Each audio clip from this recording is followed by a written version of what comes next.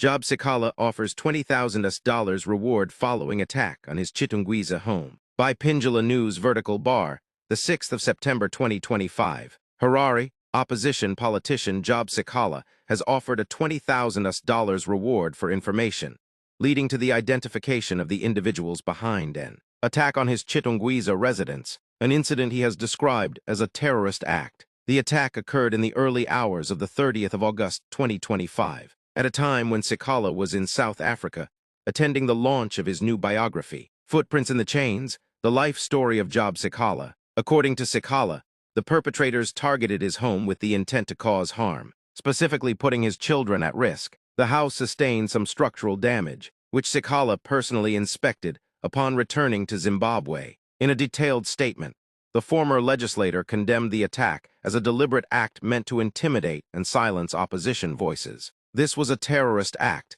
aimed at threatening my family and undermining democratic engagement in our country, he said. Sikhala revealed that the reward money had been mobilized by international supporters and members of the Zimbabwean diaspora, highlighting a network of solidarity among Zimbabweans at home and abroad. He also assured the public that the identity of any whistleblower who provides actionable information will be kept strictly confidential to ensure their safety. Authorities have not yet confirmed any arrests related to the Chitungwiza incident, and investigations are ongoing. Meanwhile, Sikhala's public call for assistance reflects growing frustration among opposition figures over the safety of political actors and their families in a highly charged political climate. The $20,000 reward represents one of the largest publicly announced incentives in recent years for information, leading to the apprehension of suspects in politically motivated attacks in Zimbabwe. Sikhala has urged anyone with credible information to come forward,